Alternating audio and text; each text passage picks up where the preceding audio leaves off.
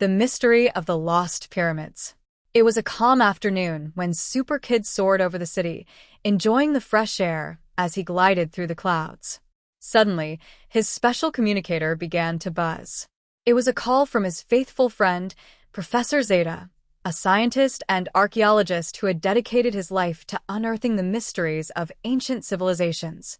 "SuperKid, I need your help," the professor said with urgency in his voice.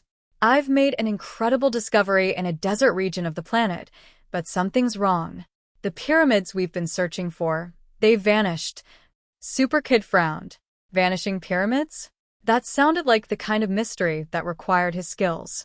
Without hesitation, he dove toward Professor Zeta's secret base.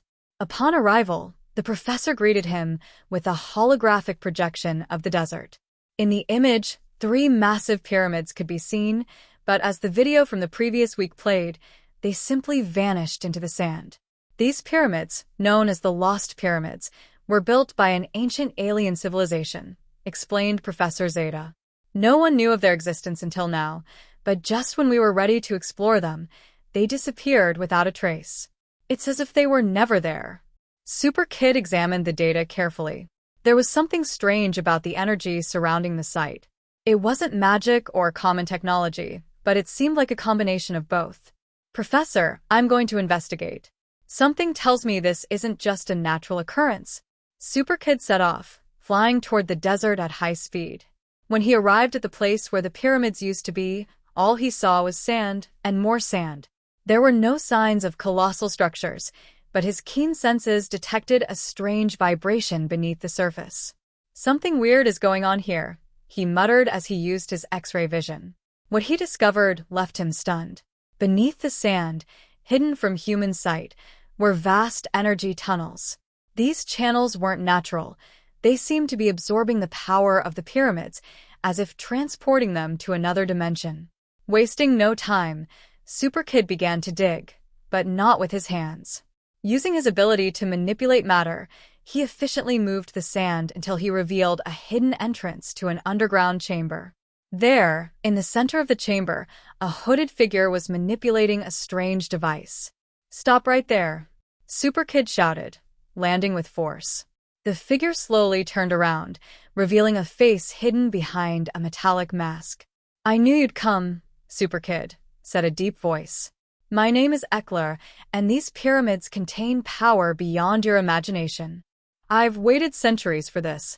SuperKid lunged forward, trying to grab the device, but a barrier of energy stopped him. Eklor laughed maliciously. "These pyramids aren't just monuments, boy. They are generators of infinite energy, built by my ancestors. Once I transport them to my dimension, I will have enough power to conquer this entire universe." SuperKid stepped back, thinking quickly. He couldn't destroy the pyramids without causing catastrophic damage, but maybe he could manipulate the energy to his advantage. "You think you can stop me?" Eklor continued, activating the device. Suddenly, the pyramids began to slowly rise from the sand, surrounded by a vortex of energy.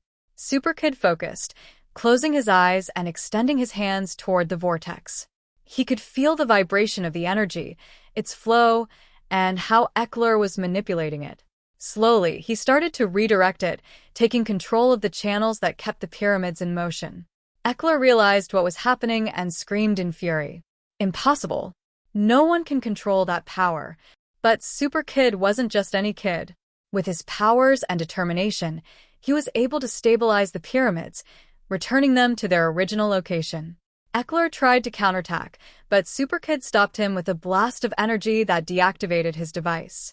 "Your plan is over, Eklor," said SuperKid, trapping the villain in an energy prison before he could escape.